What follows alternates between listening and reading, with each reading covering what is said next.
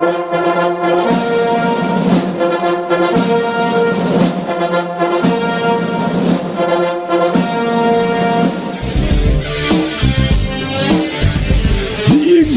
power shall be vested in a President of the United States of America. I, Richard Nixon, do solemnly swear.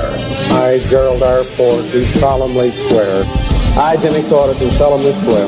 I, Ronald Reagan, do solemnly swear. The President shall be the Commander-in-Chief of the Army and Navy of the United States. That I will faithfully execute the office of President of the United States.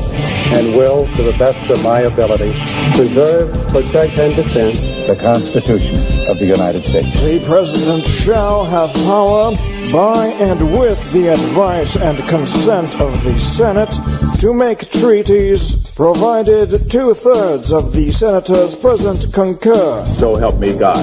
So help me God. So help me God. So help me God. The President shall have power to fill up all vacancies that may happen during the recess of the Senate. The President is considered to be the single most powerful person in the country, if not the world, but it wasn't always that way. The President takes an oath defined in Article 2 in which they swear to uphold the Constitution and faithfully execute the laws of the United States. Through the years, though, more and more power has been delegated by Congress to the executive branch, leading to clash after clash between the constitutional limits and the President's policies. Each Friday, we take a look at the President and his actions vis-a-vis the Constitution. Some of them were faithful to the limits of power embedded in the separations of powers, but others were not. Still, each left their stamp on the future and how his successors would act within the bounds of constitutional authority. This is The President and the Constitution, a Friday feature of the Dave Bowman Show. And today we turn to 1852, when one of the most forgotten men in all of American history won election to the highest office in the land. How he got there is interesting, but it's not as important as what he did when he was there. Franklin Pierce absolutely hated the First Amendment and its protection of free speech. And for the first time in our history, the federal government threatened to execute people who dared speak out against the president's policies. It was a different time in the world, and you got to understand that. And that's part of the issue with the whole thing, I guess, is that sometimes we forget that the world has changed immensely. Even our country has changed. I talk about this a lot. The difference between when I was born 55 years ago and today is remarkable. But even when you go back to the 1800s and the 1850s especially, the nation has really changed. If you were to go read Franklin Pierce's State of the Union addresses, you would notice that there's a serious language shift in how he refers to the country, which took place after the American Civil War. Prior to the Civil War, the United States were referred to as plural. The United States are going to do this. The United States are in this condition. The United States are going to go and invade Mexico. Post-Civil War, it became singular. The United States is. And it's kind of it's a subtle shift, but it's one that's important to understand the thought processes that went into that sort of thing. Franklin Pierce was, he's a New Hampshireite. He is, again, one of the most forgotten people in American history. It's kind of bizarre. I mean, you'd think someone who was elected to the highest office in the land, certainly the world, people would know about him. But not only is he forgotten, but he is almost reviled. He's probably, if the list were taken, recently, the most hated president in the history of our country. I mean, it really comes down to that. It came down to free speech. We've talked a lot about freedom of speech on Constitution Thursday in the show in a regular way. If we had to really research it and really be honest with ourselves, freedom of speech is probably the most precious of all American rights, because freedom of speech really encompasses all of the others. Freedom of religion, freedom of the press, freedom of assembly, freedom of redress, all of that comes from the idea that we cannot be told by the government to shut up because we disagree. We can't be forced by the government to say something with which we disagree. This is one of the things that we're starting to head down some slippery slopes, I think, with freedom of speech, and maybe we'll get into some of that on Monday on the regular show. But I think that freedom of speech is probably seen as the most sacred of American rights. And so when presidents get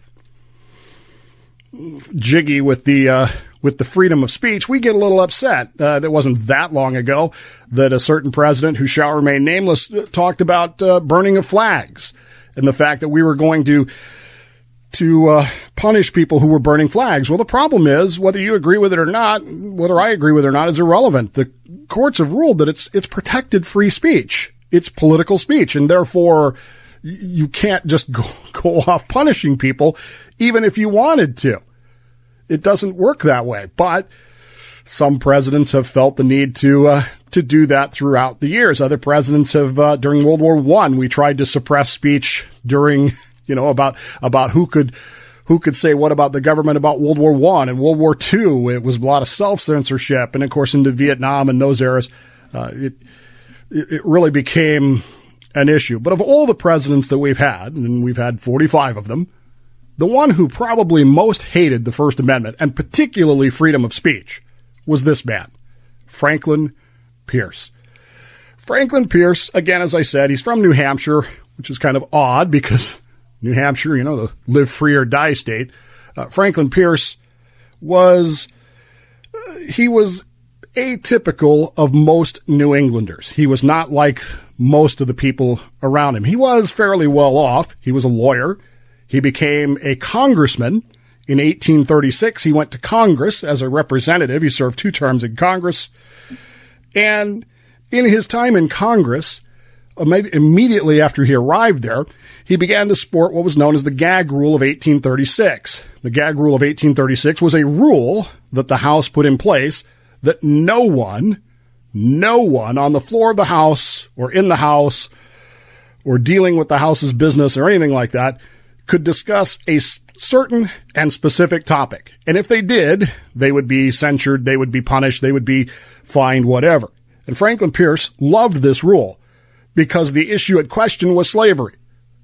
And Franklin Pierce, despite the fact that he was a Northerner, despite the fact that he was a New Hampshireite, despite the fact that the vast majority of his constituency opposed slavery, Franklin Pierce loved it. Franklin Pierce supported slavery his entire life. Not just supported it, he advocated for it. He will do some things later on that will make your head spin a little bit. But in 1836, he supports this gag rule.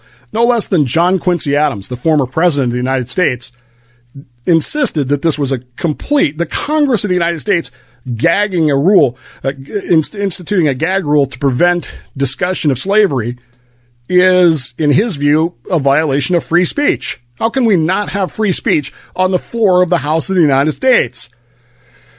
Well, they didn't, and Franklin Pierce supported that, and as a Jacksonian Democrat, he was pretty firm in his belief.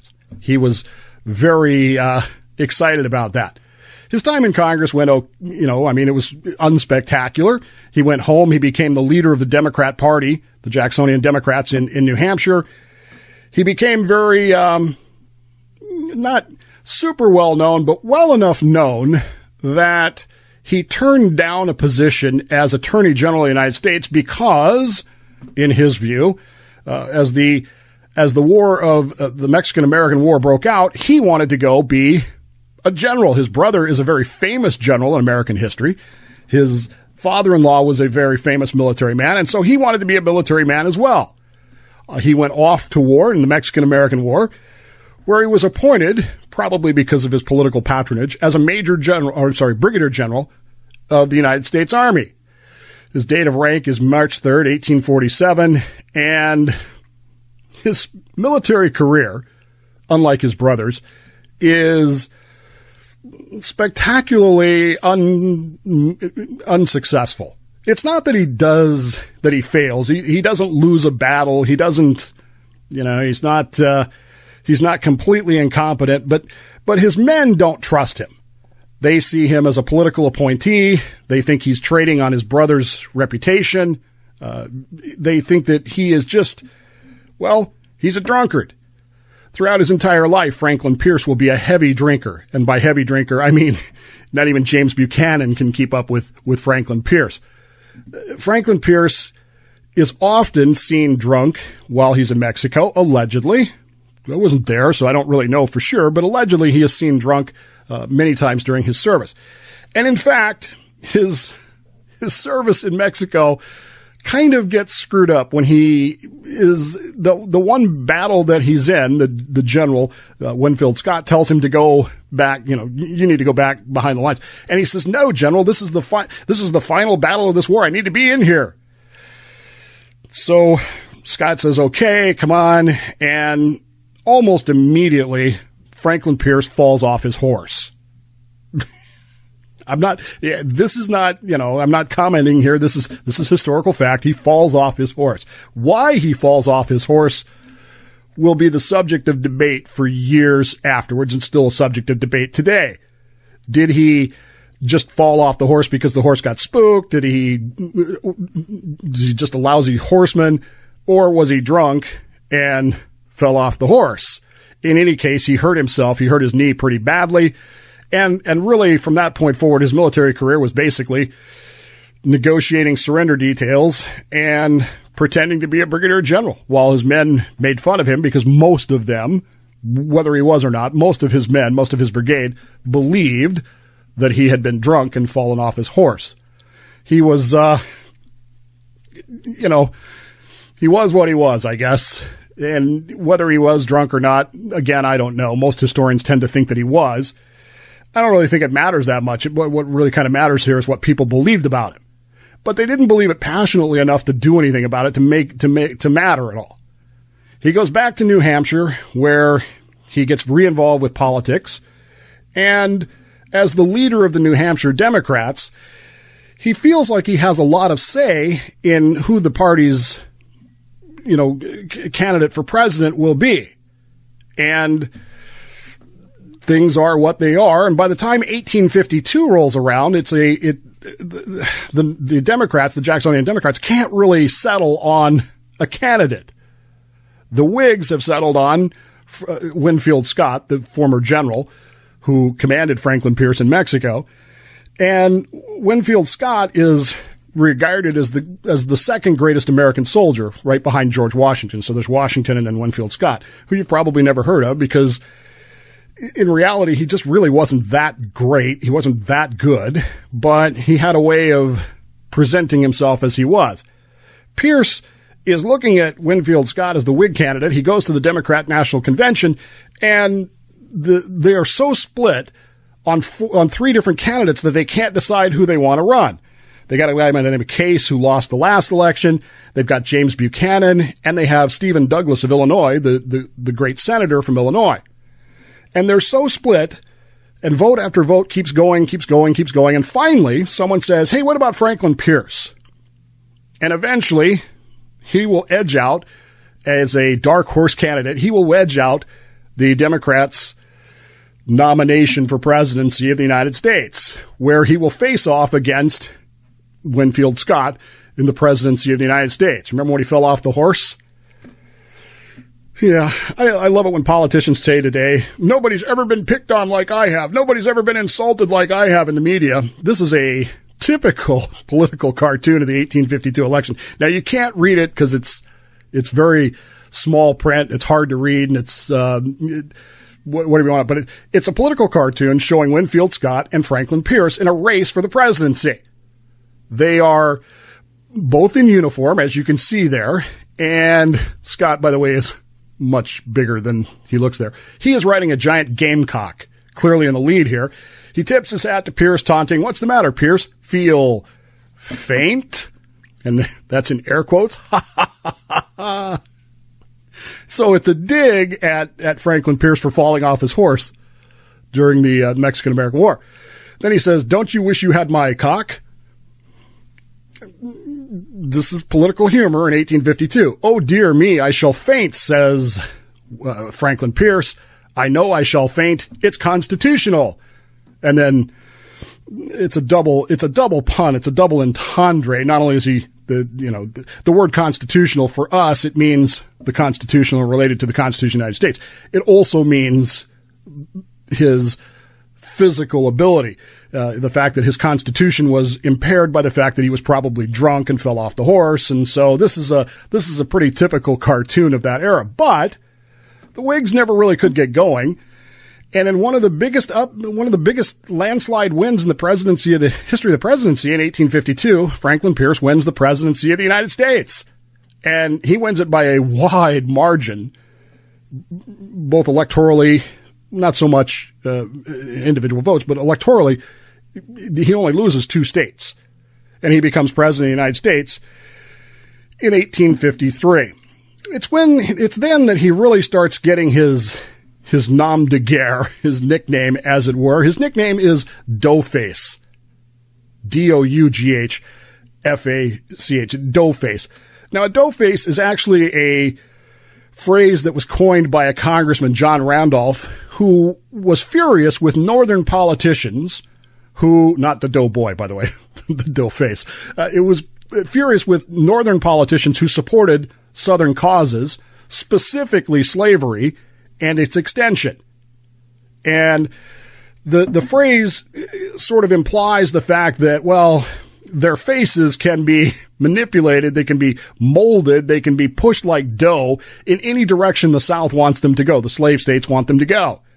And consequently, a northern man could be made to look like a southerner. And for all practical purposes, that's what a doughface is. And President Pierce is known as a doughface. That becomes his nickname, President Doughface. He doesn't like that, of course, but he doesn't care because he is such a supporter of slavery that during his time in office, he will actually send representatives to Europe where they will negotiate a plan, follow me here, a plan to buy Cuba from Spain. And if they can't buy it from Spain, they're going to invade it and take over. Why? Because, again, they can turn it into a slave state and they want to expand slavery. He is thrilled by the Compromise of 1850, which was signed before he got into office, because it does admit California is a free state, but part of the Compromise of 1850 is that all the new states that come in are going to do what's called popular sovereignty. They're going to decide for themselves whether they are slave states or not. And currently in his administration is an area known as Kansas and Nebraska. And these two areas are slated to become states, Kansas first. And so the president very much supports this idea of popular sovereignty. Let's let people go in. Let's let people in Kansas decide whether or not they want to be slave states or not. Because, of course, he knows that abolitionists are going to go to Kansas, as they said at the time, with law books and Bibles and arguments. And pro-slave people are going to go to Kansas with guns. And that's what ends up happening. Kansas becomes an absolute, total, and complete bloodbath. It becomes a freaking civil war. John Brown's sons moved to Kansas. John Brown, the famous abolitionist from Virginia, they moved to Kansas to support free staters there. And they eventually write to their father and say, send us guns. We need guns because that's the only way we can defend ourselves. And this argument becomes so intense that in one of the most shocking moments in the entire history of the Congress of the United States, Charles Sumner speaks out from the Senate floor against slavery, and a congressman, Preston, from South Carolina, rushes into the Senate chambers and nearly kills Senator Sumner on the floor of the Senate with a club, with his cane. He hits him over the head with a cane. This particular incident is so divisive that Southerners are sending canes to Mr. Preston, while Northerners, of course, I don't even like the phrase Northerners and Southerners anymore. They're sending canes to slaveholders, are sending canes to Mr. Preston, and abolitionists and anti-slave people are very upset about what's going on the floor of the Senate. Franklin Pierce, as President of the United States, orders a reorganization of the military. He wants the entire military, for a guy whose military career was marginal at best, politically motivated at best, he wants the entire military of the United States revamped. And Congress really opposes him on this. It's not necessary. What threat is there? What existential threat is there to the United States that we need to revamp our military? But he does it anyway. And he puts two specific people in charge of revamping the United States military. And those two people, again, he's a doughface. Those two people are Secretary of War Jefferson Davis, soon to be President of the Confederacy, and a colonel of the engineers by the name of Robert E. Lee. He puts those two men in charge of revamping the United States military in 1854. Think about it, and you'll see what's wrong with that. He reorganizes that. He decides that he wants to take over Cuba. He is, I don't know what I wrote in my notes there. I can't read my own writing anymore. He vetoes legislation that would have allowed federal land to be used for mental institutions. What? We heard that kind of complaints about presidents before, haven't we? But he actually vetoes this idea of using federal land to build mental institutions. Why? Because he does not believe that social legislation is in keeping with his own ideas and policies. You see, he believes that if you start passing social legislation, it will be used to eliminate slavery. And so he vetoes that legislation and he goes on his way. And eventually, the country starts coming apart at the seams. Kansas is melting down. It's threatening to spill over into the rest of the country. And Franklin Pierce's reaction to this is he sends a federal governor to the state of Kansas. Now, you need to understand something about territories, federal territories. Federal territories are federally governed. They are not state governments. Therefore, the Constitution and the Bill of Rights don't need to be incorporated. They already apply because it's federally governed, not state governed. So even though incorporation has not taken place, anything that's under the auspices of the federal government is already constrained by the First through the 10th Amendments, the Bill of Rights. Franklin Pierce sends a federal governor to the state of Kansas telling him to, quote unquote, calm things down. And of course, that is interpreted to mean silence the Free Staters. And this governor goes in there, and the territorial government is moved from Topeka to a small town in western Kansas where this new governor just happens to own a whole lot of property and a whole lot of businesses. And there, this territorial government, for the first time in history, passes a law. A law. Now remember, this is a federal government. They pass a territorial law that says it is a capital crime to speak out in any way against slavery. In the territory of Kansas, if they catch you passing out pamphlets, if they catch you preaching a sermon, if they catch you arguing with your friends at a bar, if any of that, under this law, the territory of Kansas can have you executed. Think about that for a moment.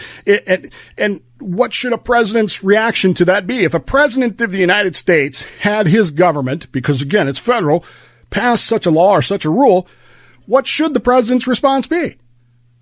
But in the case of Franklin Pierce, I almost said Zach Taylor, but in the case of Franklin Pierce, he's okay with it, and he allows it to go on.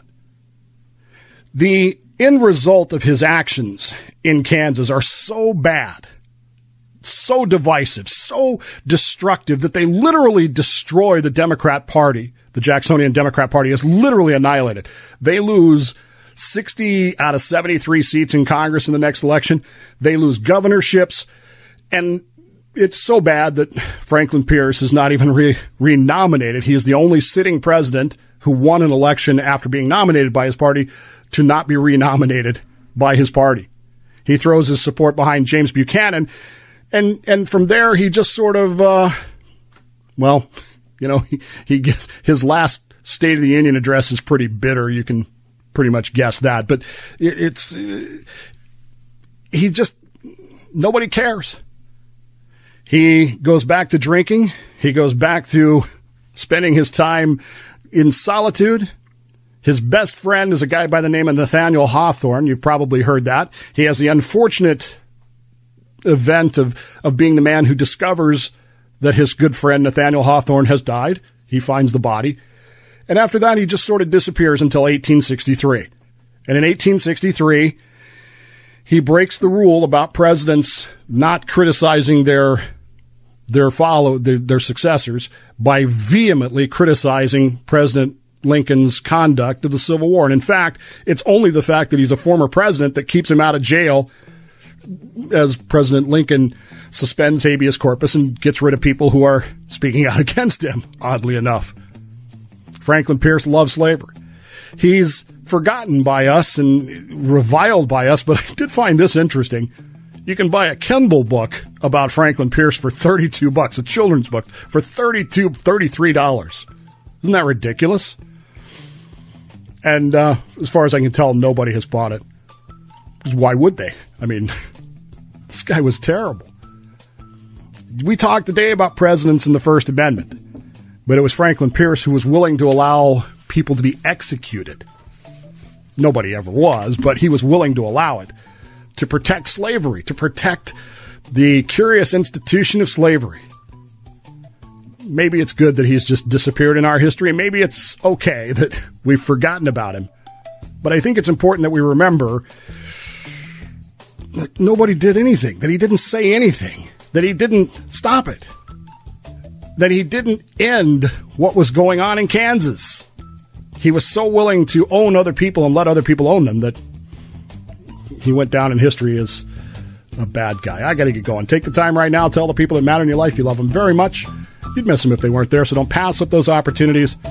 You don't want to have that regret. Plausibly Live, I'm Dave Bowman. This is my show, The Dave Bowman Show, right here in the Podcast 99 Internet Radio Network. We'll be back on Monday with a brand new show for you coming up after the weekend. Have a great weekend, everybody. Our weather's supposed to be fantastic, so I'm looking forward to that. See you Monday, everybody. Have a great day.